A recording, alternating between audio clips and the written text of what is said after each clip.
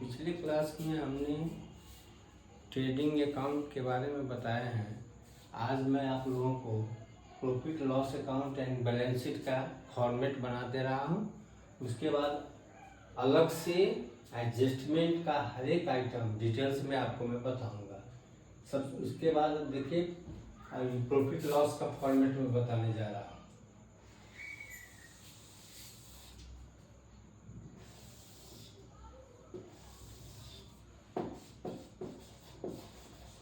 Profit and loss account और the year ended as on 31st March 2023। particulars amount, particulars amount। सबसे पहले हम क्या करेंगे, प्रॉफिट लॉस के क्रेडिट साइड में जो इनकम सब आता है, सबसे पहले ट्रेडिंग अकाउंट से मेरा जो ग्रॉस प्रॉफिट है उसको ले लेंगे। By gross profit transferred from trading account, ये ग्रॉस प्रॉफिट यहाँ से हम ले लेंगे। उसके बाद आता है bye interest on fix deposit, bank में जो हमने फिक्स डिपॉजिट किया उसमें जो इंटरेस्ट मिलता है मेरा इनकम है। Bye commission receipt, bye discount receipt, by bank interest, ये सब मेरा इनकम है, सबको हम ले लेंगे। इसके बाद डेबिट में to salary, to conveyance, to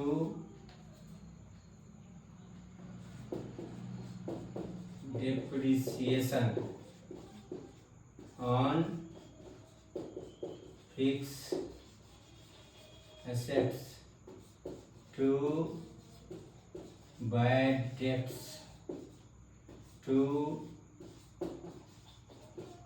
electricity charges, to telephone charges, to sundries office expenses, ये जितने हैं ये सब हम खर्चा में डेबिट में ले लेंगे, सब खर्चा साइड है। इसके बाद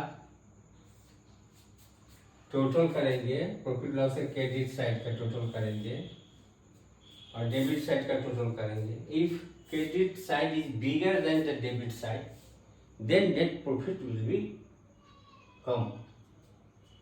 प्रॉफिट लॉस का क्रेडिट साइड ज्यादा होगा डेबिट साइड से, तो प्रॉफिट नेट प्रॉफिट होगा, to net profit.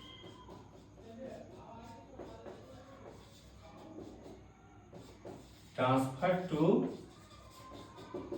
Capital account, जब एडजस्टमेंट बताएंगे उस समय हम डिटेल्स रूप से आपको सारा चीज के बारे में हम बताएंगे। उसके बाद आता है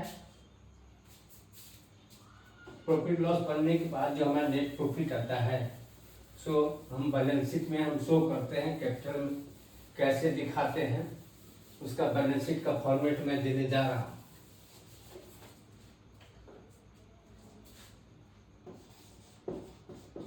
balance sheet as on 31 March 2023।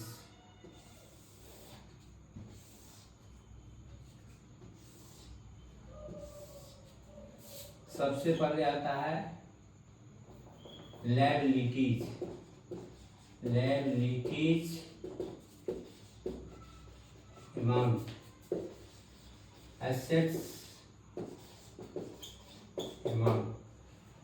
Liability में सबसे पहले हम क्या करते हैं, जो प्रोप्राइटर कैपिटल लगाता है वो कैपिटल लेते हैं, at net profit, at addition. Addition means proprietor जो अगर एक्स्ट्रा कैपिटल लगाता है उसको एडिशन बोलते हैं। ये सब को ऐड हम करेंगे टोटल में से less drawing.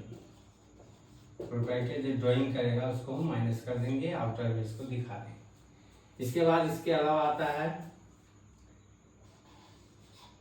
Bank loan liability है, सन्ड्री क्रेडिटर्स, बिल्स पेएबल,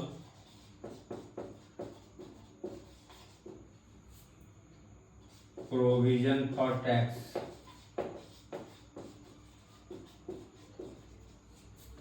ये सब आइटम मेरा लायबिलिटी में आएगा। एसेट्स में आएगा सबसे पहले फिक्स एसेट्स। फिक्स एसेट में जैसे फर्नीचर है, लेस डेप्रिसिएशन। फिक्स एसेट में से डेप्रिसिएशन माइनस करके आउटर में निकाल देंगे। मशीनरी,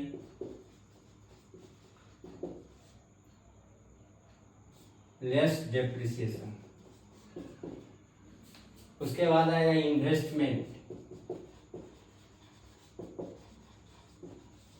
हमने जो बिजनेस में हमारे पास जो अमाउंट है उसको हम क्या करते हैं, आउटसाइडर में इन्वेस्ट करते हैं, गवर्नमेंट में, कोई सिक्योरिटी में, शेयर में, जिसमें भी इन्वेस्टमेंट होता है। उसके बाद आता है sundry debtors,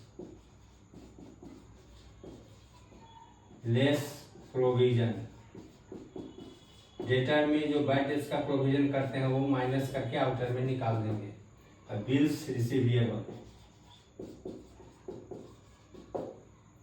prepaid expense, cash, bank. हमारे पास जो कैश का बैलेंस है वो ले लेंगे और जो बैंक का बैलेंस है वो ले लेंगे। उसके बाद आता है और loans and advances. Loans and advances, other current assets.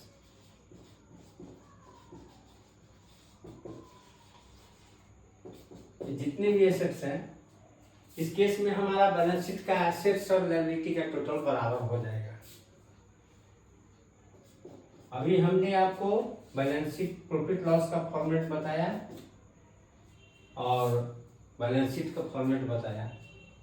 इसके बाद बहुत सारा एडजस्टमेंट है, जिसका एडजस्टमेंट का 2 जगह एंट्री होता है अलग से।